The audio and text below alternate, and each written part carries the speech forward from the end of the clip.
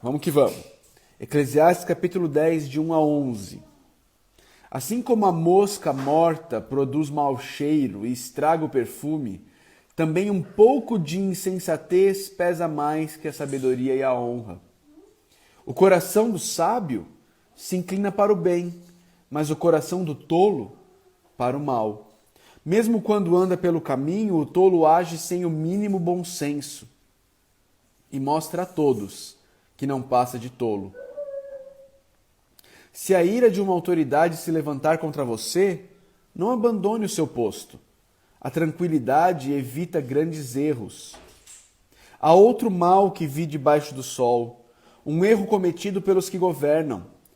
Tolos são postos em cargos elevados, enquanto ricos ocupam cargos inferiores.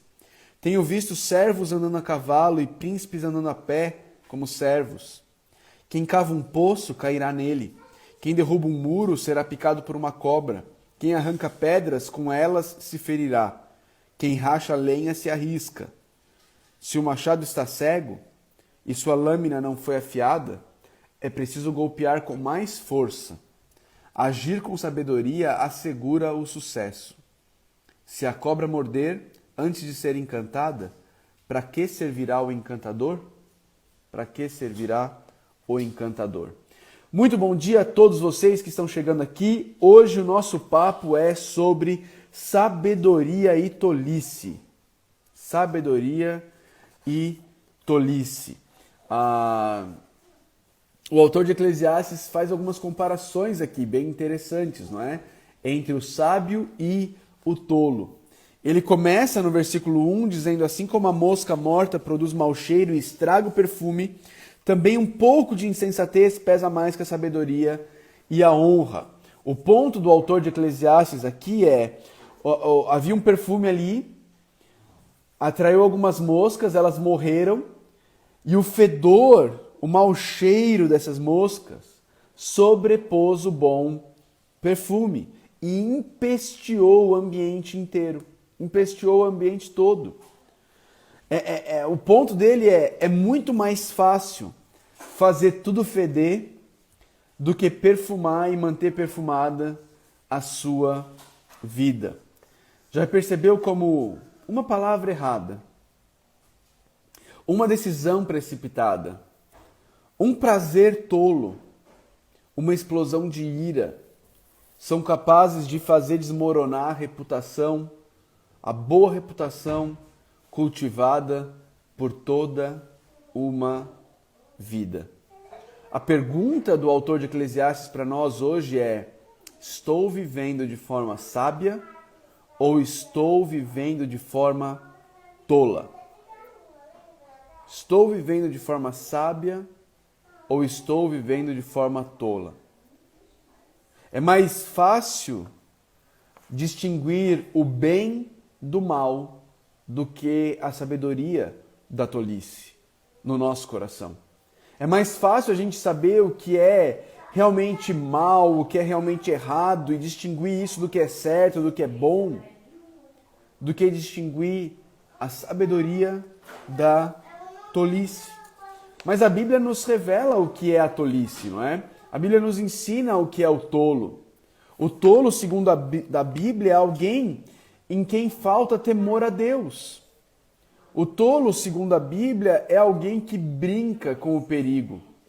O tolo, segundo a Bíblia, é alguém impulsivo, alguém autoconfiante. Ele confia demais nele mesmo, ele acha que ele pode ir até as bordas, até os limites da vida.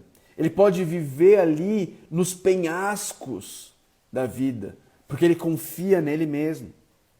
É alguém que não se importa com a santidade de Deus, por isso ele brinca com o perigo, ele brinca com o pecado. Ele é alguém que odeia a sabedoria, ele odeia a disciplina e odeia a sabedoria. Veja como o autor de Eclesiastes descreve o tolo.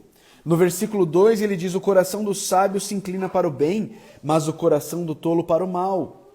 Veja, o coração do tolo é inclinado para o mal. Veja que é uma questão de coração. É uma questão de coração. não é uma questão apenas de comportamento. Se você está no curso A Vida no Evangelho, você já estudou um pouco sobre coração. E você sabe que coração, na Bíblia, não é aquele símbolozinho vermelho do romantismo, né? Mas coração na Bíblia é o centro de controle da vida cristã. É ali onde o seu ser imaterial é controlado. É o centro das suas emoções, da sua vontade, das suas decisões, dos seus desejos. O autor de Eclesiastes está dizendo que o coração do tolo ele é inclinado para o mal, para os maus desejos, para as emoções descontroladas, para as vontades descabidas. O coração do tolo é inclinado para o mal. Versículo 3, o autor de Eclesiastes diz: mesmo quando anda pelo caminho, o tolo age sem o mínimo bom senso e mostra a todos que não passa de tolo. Ele não tem bom senso. O tolo, todo mundo consegue perceber que ele é tolo, menos ele. Menos ele. As pessoas ao redor do tolo olham e veem: nossa, tal pessoa, ela é tola, ele é tolo, menos ele. O tolo não percebe, mas as atitudes do tolo, o andar do tolo, o caminhar do tolo, as escolhas do tolo, estão gritando o tempo todo: vejam como eu sou tolo. Vejam como eu sou tolo. Não é? Veja o versículo 4, uma outra marca do tolo. Se a ira de uma autoridade se levantar contra você, não abandone o seu posto. A tranquilidade evita grandes erros. O tolo, ele tem muita dificuldade de aceitar repreensão, de aceitar ser corrigido. Sabe o que ele faz quando ele é corrigido por uma autoridade? Ele fala: não brinco mais. Não brinco mais. Tô fora. Então não quero mais. Se eu vou ser corrigido, se eu vou ser instruído, se eu vou ser disciplinado, então eu não quero mais, então eu vou embora. O tolo, quando ele é corrigido, ele larga o emprego. O tolo, quando ele é corrigido, ele larga relacionamentos, ele abandona relacionamentos, porque se um amigo se propõe a mostrar o erro dele, ele não aceita. O tolo, quando ele é corrigido, ele abandona a igreja, porque ele não quer estar num lugar onde ele é corrigido. O tolo quer viver do jeito dele. Do jeito dele, ele não tem humildade para reconhecer os seus maus caminhos, se arrepender deles e mudar de direção. Esse é o tolo. Este é o tolo. Impulsivo, autoconfiante, não se importa com a santidade de Deus, odeia a disciplina e odeia a sabedoria. Este é o tolo. Este é o tolo. Como lidar com esse tolo? Olha só, como a tolice muitas vezes na nossa sociedade, ela é celebrada, ela é às vezes até premiada na nossa sociedade. Versículo 5 em diante diz assim: há outro mal que vi debaixo do sol, um erro cometido pelos que governam. Tolos são postos em cargos elevados, enquanto ricos ocupam cargos inferiores. Tenho visto servos andando a pé e príncipes andando a pé. Tenho visto servos andando a cavalo e príncipes andando a pé como servos. Não é? Isso acontece. Você olha para algumas pessoas, especialmente na vida pública, e você fala: gente do céu, como essa pessoa está lá? Como essa pessoa pode ter sido colocada em posição de autoridade? E eu não estou aqui para dizer quem são aqueles que são tolos nas autoridades ou não, mas parece que uma marca do tolo, o tolo sobre a autoridade, é que tudo parece estar de ponta cabeça, não é? Parece que é isso que o autor de Eclesiastes está nos ensinando, que uma evidência de que os tolos estão governando é que tudo está de ponta cabeça. Como dizem alguns ditados, né? O rabo está correndo atrás do cachorro, o poste está fazendo xixi no cachorro, não é? Está tudo ao contrário, está tudo de ponta cabeça. É o tolo sendo colocado em posição de autoridade. E aqui, se a gente entender no versículo 4, como essa autoridade sendo também um tolo, A gente tem algo, a gente tem uma instrução para a gente. Como que a gente lida quando a autoridade, o tolo está em posição de autoridade sobre nós? Se o tolo é essa autoridade irada, o caminho para responder a isso é a paz de quem trabalha, não para o seu chefe, não para as autoridades que estão colocadas sobre você, mas é a paz de quem trabalha para o próprio Senhor Jesus Cristo, como Paulo nos ensinou a fazer. Escravos, sirvam em tudo ao seu Senhor como se estivessem servindo não a eles, mas ao próprio Senhor Jesus. Não é? Ao próprio Senhor Jesus.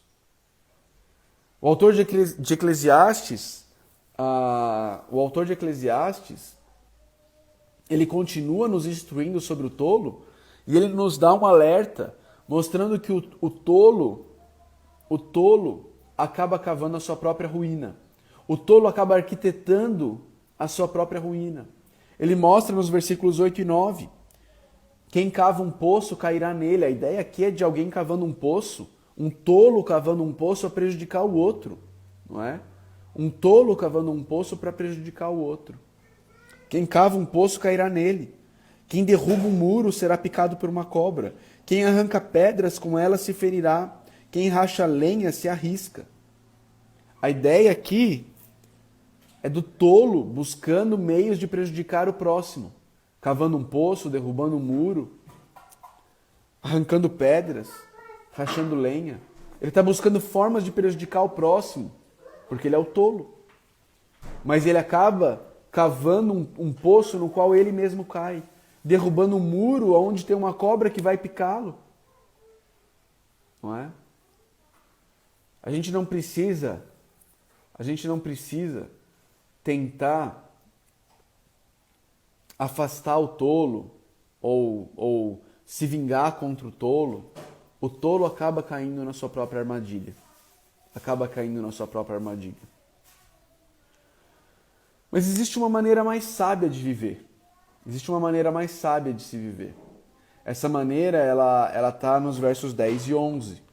Olha aí. Se o machado está cego e sua lâmina não foi afiada, é preciso golpear com mais força. Agir com sabedoria assegura o sucesso.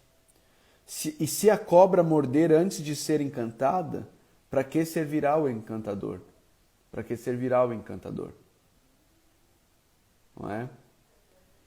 Existe uma maneira mais sábia de se viver, mas essa maneira mais sábia, ela exige paciência e ela exige preparo. Exige paciência de afiar o machado. Exige preparo de se afiar o machado antes de cortar as árvores. Exige tempo, preparo, mas te poupa tempo depois. E te poupa forças depois. Porque se você for com o machado cego, você vai gastar muito mais tempo e muito mais força tentando derrubar a árvore. Exige preparo para não ser mordido pela cobra antes de encantá-la. Você tem que encantar a cobra para depois poder usá-la no show.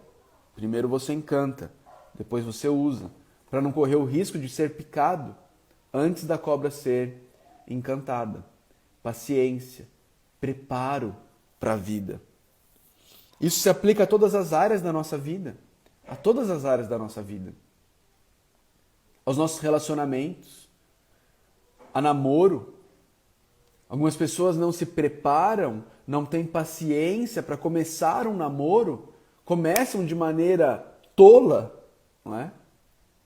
Não pensada, não planejada, não preparada, e percebem que cometeram um grande erro, mas quando percebem, às vezes já é tarde demais, já se feriram, já se machucaram, já caíram no poço.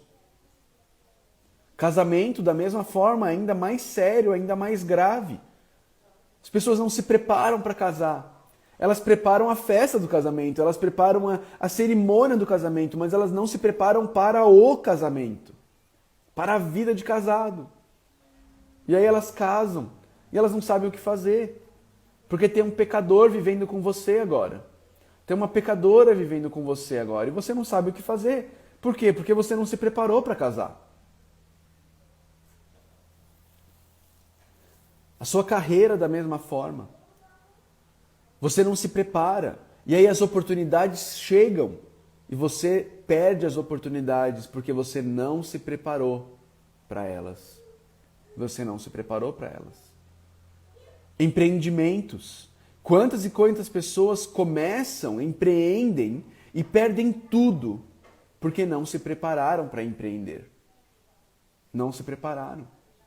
Eu tenho visto isso com tristeza. Pessoas queridas que investiram todo o dinheiro que tinham, mas não se prepararam, não estudaram o mercado, não estudaram o ponto onde elas iam empreender. Perderam tudo, perderam tudo. Ficaram, na verdade, devendo muito dinheiro. Investimentos. Pessoas querem investir, querem entrar na bolsa de valores, são tolos que acham que vão enriquecer apertando botõezinhos, jogando joguinhos de day trade, não é? E estão cavando a própria cova. Você sabia que 99,21% das pessoas que jogam, que brincam, que querem ganhar dinheiro fazendo day trade, perdem tudo. Perdem tudo. Perdem tudo. Não se preparam. Não se preparam. Não têm paciência. Confiam em si mesmas como os tolos. Criação de filhos da mesma forma.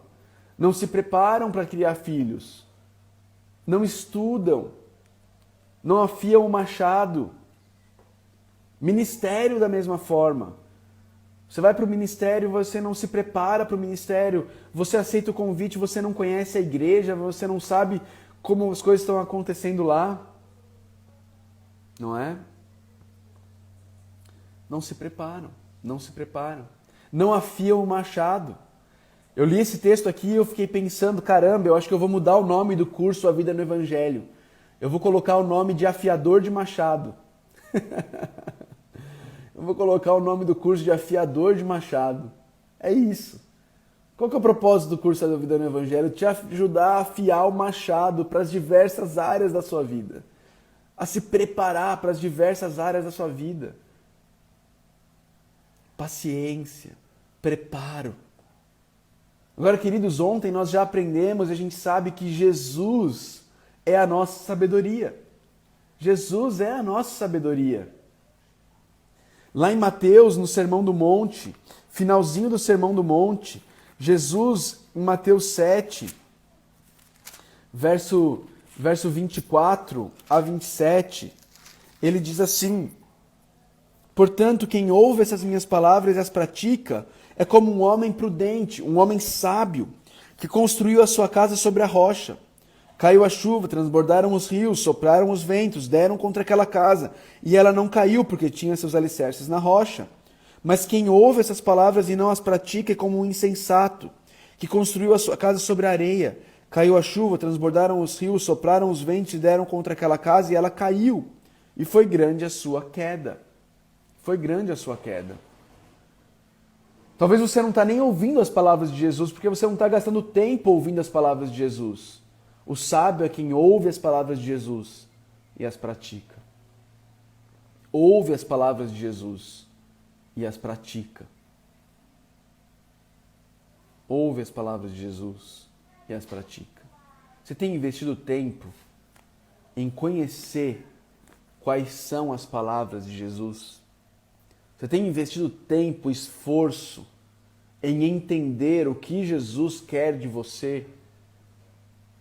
Em aprender com Jesus sobre relacionamentos, sobre amizade, sobre casamento, sobre trabalho, sobre criação de filhos, sobre a vida na igreja, a vida na igreja. Jesus quer isso de você, a vida na comunidade. Não tem como obedecer a Jesus sem viver a vida na comunidade de Jesus. Não tem. O autor de Provérbios diz que aquele que se isola busca interesses egoístas e se rebela contra a sensatez. Ou seja, é um tolo egoísta. é aquele que se isola. Para você viver os mandamentos do Novo Testamento dos uns aos outros, você precisa estar inserido numa comunidade local. Você tem investido tempo nisso, em conhecer a vontade de Jesus. De novo, queridos, para que eu criei o curso A Vida no Evangelho? Porque eu sei que muitos de vocês não têm isso disponível na sua cidade. Eu sei disso. É uma triste realidade. Que eu não tenho como mudar aí na sua cidade. Como eu gostaria de poder plantar igrejas por todo o Brasil. Mas não temos como. Não temos recursos para isso. Mas hoje a internet nos permite levar isso até você. Levar isso até você. É por isso que eu criei o curso A Vida no Evangelho. Esse é o motivo. Eu quero te ajudar a afiar o seu machado, para que você possa viver a vida cristã de forma real, de forma plena, de forma verdadeira. Verdadeira. É isso, é isso. Sabedoria que vem de ouvir e colocar em prática. Ouvir e colocar em prática as palavras de Jesus. Não adianta só ouvir também não. Tem que ouvir e colocar em prática. O sensato, o que constrói a casa na rocha, é quem ouve as minhas palavras e as coloca em